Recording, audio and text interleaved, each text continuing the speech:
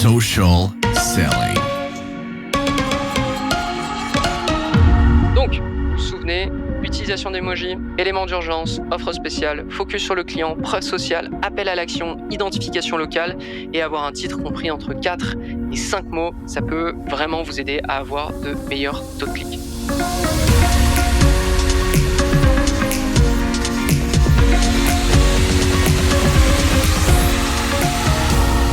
Bonjour à tous et bienvenue sur Social Selling, le podcast 100% Facebook Ads présenté par l'agence J7 Media. Mon nom est Antoine Dalmas et on va être ensemble pour une quinzaine de minutes pour parler de tests d'optimisation qu'on a mis en place tout le mois de juillet et les résultats qu'on a pu en tirer.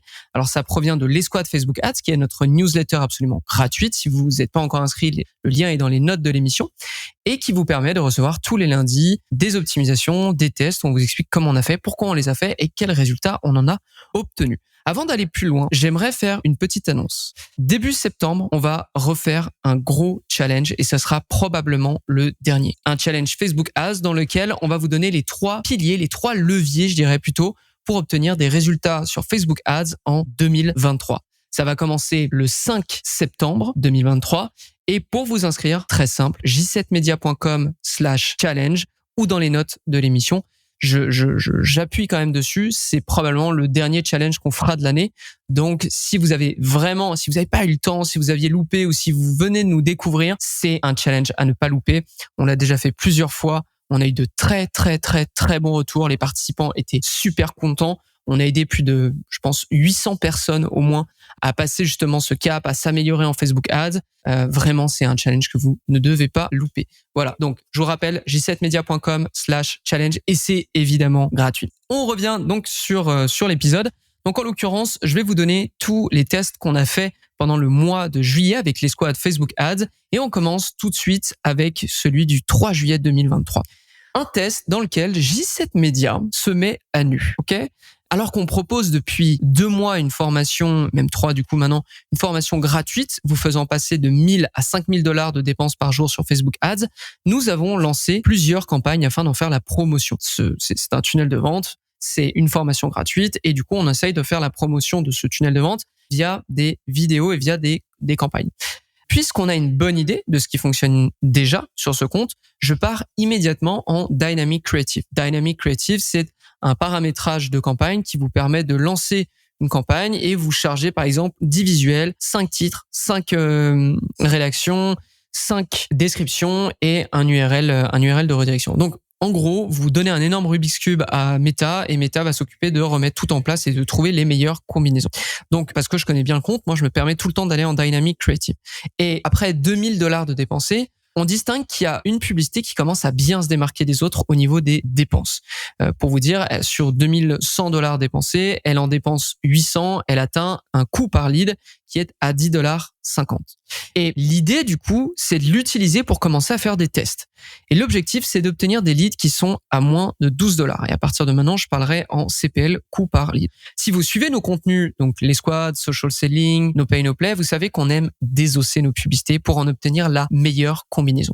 Donc, on s'exécute avec les hooks en premier. Les hooks, c'est la phrase d'accroche, la première phrase que vous avez sur votre rédaction et je commence à tester plein de trucs. Par exemple, je teste, vous sentez-vous limité à 1000 $ de dépenses quotidiennes sur Facebook Ads? Ensuite, 1000 $ sur Facebook Ads. Est-ce que c'est votre limite? Ensuite, bloqué à 1000 $ par jour avec Facebook Ads. Et pour terminer, vous ne dépasserez jamais 1000 $ sur Facebook Ads. Et là, ce hook, c'est le meilleur, c'est celui qui clique le plus. Je suis à 5,35 taux de clic sur lien. Donc, je le garde. Ensuite, je passe au titre et je vais tester plusieurs titres du style décupler votre budget Facebook Ads, gratuit, scalabilité sur Facebook Ads, formation, booster vos résultats Facebook Ads. Et pour terminer, masterclass gratuite, scaling Facebook Ads. Et là, j'arrive à un taux de clic qui est supérieur à 6%. C'est très bien. Je continue un petit peu mes tests et j'arrive à la rédaction. Donc là, la rédaction, c'est je vais juste tester des rédactions qui sont différentes. Et tout de suite, après 100 $ dépensés, j'ai déjà une version de ma publicité qui affiche 6,48 $ de CPL, alors que j'étais à 10 $ avant. Et forcément, lorsque j'ai une telle publicité qui affiche de tels résultats dès le départ, moi, ça me permet ensuite d'aller tester des nouvelles audiences. Et en parallèle de ces tests d'audience, maintenant que j'ai une excellente version de cette première publicité, c'est-à-dire que j'ai un peu dégrossi quels étaient les meilleurs titres, quels étaient les meilleurs hooks, quelle était la meilleure rédaction, et ben rien ne m'empêche de repartir dans ma campagne Dynamic Creative, celle qui continue de tourner d'ailleurs, et d'aller chercher des autres publicités qui n'avaient pas eu le même niveau de dépense que celle que j'ai prise au début, mais qui avaient en tout cas un niveau de dépense assez suffisant et surtout un coût par lead qui était en dessous de $12. Et en l'occurrence, sur le test que je montrais dans les squads, j'avais à peu près 4 autres publicités qui avaient leur CPL compris entre $10 et même 7,25. Donc là, j'ai une première publicité qui a obtenu une combinaison parfaite. Je peux prendre les anciennes et commencer à optimiser. Donc, vous avez compris qu'il y a une manne interminable de tests à mettre en place, de campagnes qui vont s'ajouter au fur et à mesure et de CPL qui seront constamment challengés à la baisse. Bref, l'idée, trouvez votre meilleure publicité, testez et ensuite déclinez ce qui fonctionne. On passe au prochain test avec des témoignages clients. Et les témoignages clients, c'est probablement l'un des meilleurs contenus qu'une marque peut espérer avoir entre ses mains pour de la publicité. Mais que se passe-t-il lorsque le témoignage qu'on reçoit est plutôt long? Et c'est le cas avec un e-commerce. On reçoit un témoignage client de 2 minutes, de même plus de 2 minutes. Et je peux vous le dire, 2 minutes, c'est beaucoup pour Facebook Ads. Lorsqu'on sait que l'attention se capte en moins de 3 secondes sur la plateforme et qu'on vise de l'audience froide d'acquisition, donc c'est une audience qui ne nous connaît absolument pas. La vidéo dont on vous parle pourrait être segmentée en plusieurs parties. Pour ce e-commerce, donc le témoignage, première partie, la cliente présente la marque, parle de ses pain points, donc par exemple de ses cheveux abîmés, fragiles et secs, parce qu'on est dans ce domaine-là, et elle explique à l'audience son désir de partager son expérience avec les produits capillaires réparateurs de l'annonceur. La deuxième partie, eh bien la cliente montre les résultats immédiatement obtenus après une première application du produit et donne son ressenti. Et la troisième partie, la cliente fait une évaluation des résultats obtenus après 4 semaines d'utilisation. Puisque nous aimons tester, nous avons lancé une campagne annexe sur Facebook Ads afin de voir quelle était la version la plus efficace pour notre objectif qui est de l'acquisition, mais surtout de l'achat. Voici à quoi ressemble chaque version. La V1, c'est le témoignage complet de 2 minutes. On ne touche absolument à rien. La V2, eh bien, c'est la deuxième partie de la vidéo uniquement, axée sur les premiers résultats. La V3, c'est la troisième partie de la vidéo, mettant en avant les résultats après 4 semaines d'utilisation. La V4, première partie, plus deuxième partie. Donc, introduction du témoignage et premiers résultats obtenus. Et la V5, c'est la première partie, plus la troisième partie, donc introduction du témoignage et résultats obtenus après 4 semaines d'utilisation. On lance une campagne en ABO, donc Ad Set Budget Optimization, des budgets au niveau des audiences. On est en conversion achat avec notre meilleure audience. Et voici ce que ça nous donne après 2 mois de diffusion. La V2 est la meilleure. C'est celle qui dépense le plus au final. On est à 3,22 de retour sur investissement. La V3, timidement, arrive à 3,42, mais on coupe rapidement les budgets. La V5, elle est à 2,36 de retour sur investissement, mais elle aussi, on la coupe rapidement. Et la V1 et la V4, finalement, ne fonctionnent absolument pas et on les stoppe très rapidement. On constate sans difficulté, du coup, que la version 2, les résultats obtenus, génèrent les meilleurs résultats. Donc, elle nous servira pour notre campagne principale. Et cette méthodologie, elle nous a permis d'identifier la partie la plus intéressante du témoignage, celle qui génère le plus de conversions auprès de l'audience, à savoir les résultats obtenus directement après l'utilisation du produit. Bien sûr, les témoignages de plusieurs minutes peuvent fonctionner. Et ça a déjà fonctionné d'ailleurs sur ce compte. Mais encore une fois, on utilise ce qui existe déjà au lieu de constamment créer et perdre du temps sur de la diffusion de publicité. Donc, à vous de faire de même. Lorsque vous avez un témoignage, essayez de le segmenter et de tester justement des parties différentes. L'idée, c'est que si ce témoignage en entier ne fonctionne pas, peut-être qu'une seule partie pourra vous donner des résultats. On enchaîne avec le prochain test. Il existe de nombreux éléments qui composent une publicité Facebook. Parmi ces éléments, il y a ce que j'appellerais l'équipe un peu scroll stopper, c'est-à-dire les éléments qui arrêtent l'utilisateur dans sa navigation et qui vont attirer son attention. Dans l'équipe des scroll stoppers, il y a 3 éléments. Vous avez le hook, on en a parlé au début, qui est la phrase d'accroche. C'est la première phrase qui apparaît généralement sur une publicité Facebook et qui va notamment apparaître aussi sur des publicités Instagram, sauf que ça va apparaître en dessous du visuel. Vous avez le visuel en question. Alors, si c'est une image, ça sera l'image. Si c'est une vidéo, ça sera la vignette, le thumbnail que vous allez utiliser. Et ensuite, vous avez le titre, qui est la phrase sur des publicités sur Facebook, qui va être tout en bas. Tout se joue sur ces 3 éléments. Car avant même de lancer une vidéo, avant même de voir l'entièreté de la rédaction, qui va être peut-être coupée si vous mettez un peu de texte, eh bien, l'utilisateur, il ne verra que ça. Et la question évidente, elle est comment on peut améliorer ces éléments? Mais pour vous aider à travailler là-dessus, on va prendre un seul élément qui va être le titre. Dans un workshop de la J7 Academy, qui est notre service pour média buyers qui souhaitent en apprendre plus sur Facebook Ads et rester au top de son niveau de media buying sur Facebook Ads, on a présenté de nombreux conseils de copywriting et notamment des études faites sur nos propres publicités. Parmi ces études, nous avons compilé plus d'une centaine de titres testés avec leurs résultats, donc leur taux de clic sur lien, sur des e-commerce seulement. Et on l'a analysé avec l'aide du célèbre outil d'intelligence artificielle ChatGPT. Donc littéralement, j'ai calibré ChatGPT pour lui faire comprendre l'idée. Je lui ai chargé une centaine de titres avec à chaque fois les taux de clic sur lien et je lui ai demandé de me sortir tout ce qu'il pensait être la meilleure chose pour générer des titres. Et aujourd'hui, je vais vous partager un extrait de ce qu'il nous a enseigné après lecture de tous ces titres. Premier conseil, utilisation d'emojis.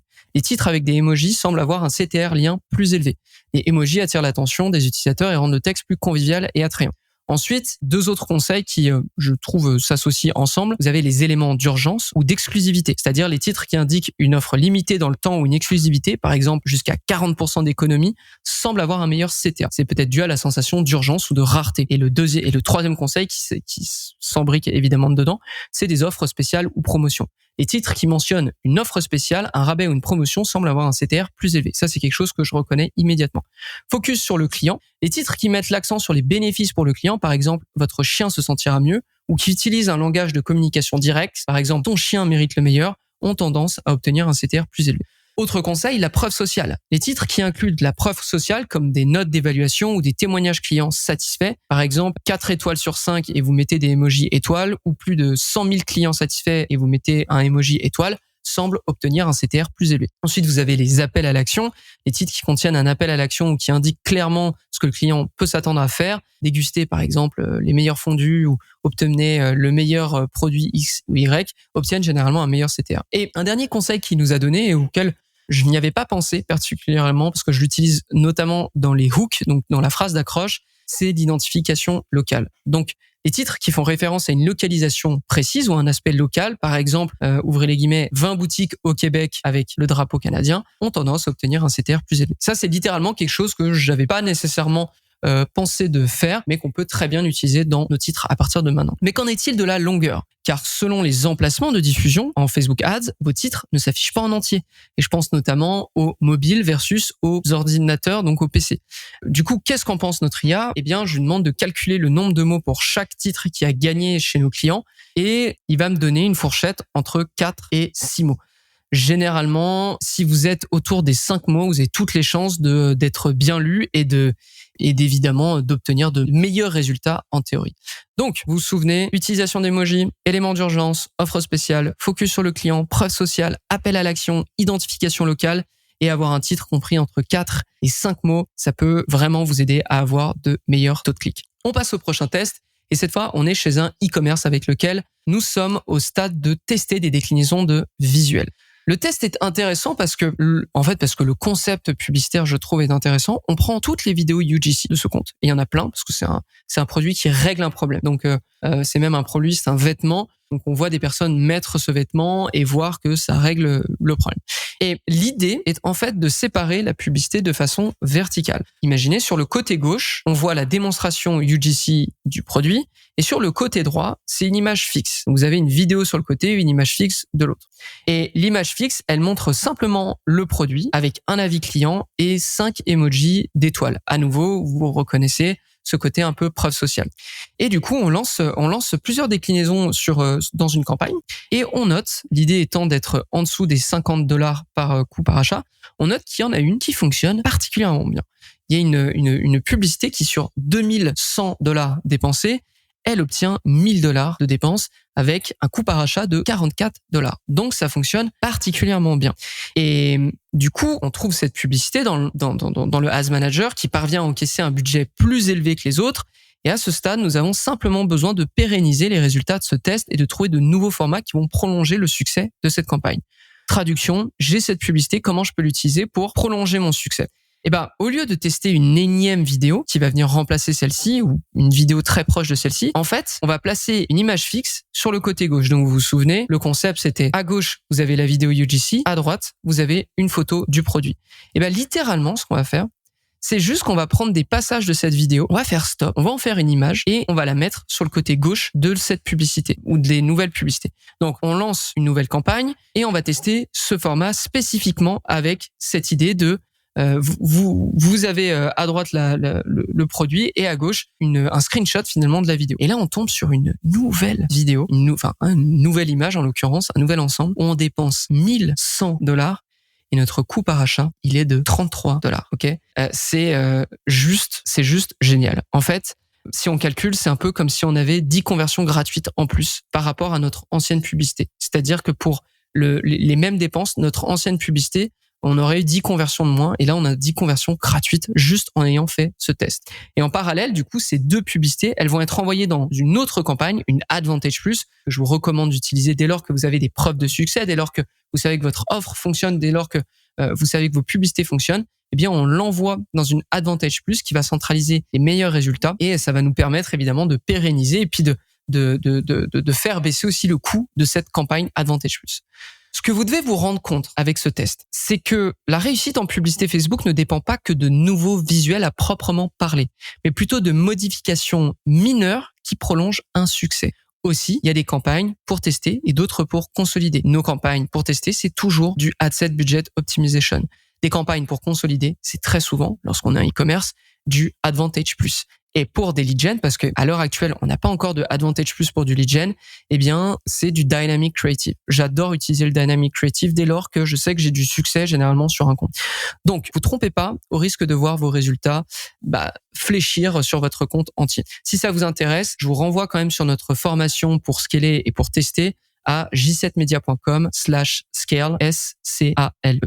On passe à la suite au prochain test. Et c'est le dernier test de juillet et c'est un heureux événement qu'on fête à ce moment-là parce qu'en fait, ça fait 2 années que l'escouade Facebook Ads est en activité. C'est l'anniversaire en fait de l'escouade Facebook Ads.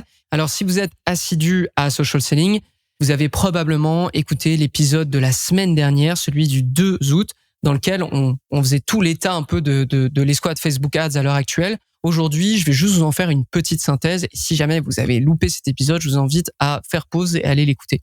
Donc, très brièvement, ça a été quoi les leçons qu'on a apprises cette année ou pendant les 12 derniers mois vis-à-vis de l'escouade Facebook Ads?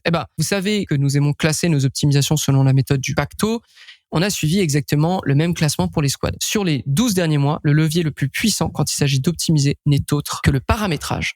On le doit notamment au retour fulgurant des campagnes de type Ad Set Budget Optimization, on n'a pas arrêté d'en parler là pendant cet épisode, et de l'Advantage Plus qui figure sur tous nos e-commerce les plus performants, mais aussi des campagnes Cost Cap qui ont très bien fonctionné, impensable en 2021 quand j'y pense, et même des changements d'objectifs pour bien cadrer une audience fonctionnelle. Dans le sens où vous avez une très bonne audience, vous avez une campagne en conversion achat, vous pouvez peut-être vous permettre de passer en conversion add to cart, histoire d'aller toucher toute l'audience de fond en comble finalement.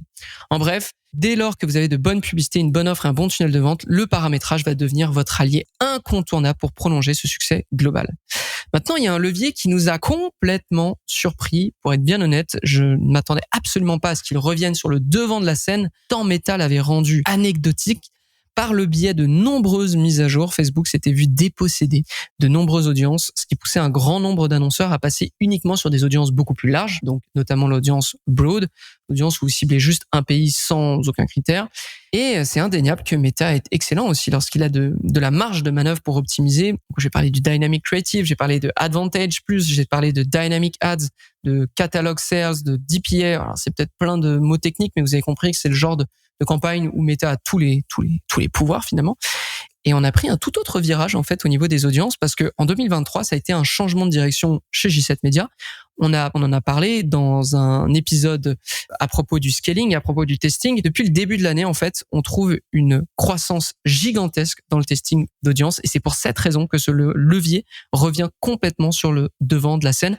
En d'autres termes, n'enterrez pas trop vos audiences et continuez d'aller chercher des segments plus performants sur l'audience combinée Facebook et Instagram. Mais évidemment, je donne beaucoup plus d'informations dans l'épisode du mercredi 2 août si vous l'avez pas encore écouté. Voilà, on arrive à la fin de cet épisode. J'espère que ça vous a plu. Je vous rappelle que début septembre, il y a notre probable dernier challenge de l'année.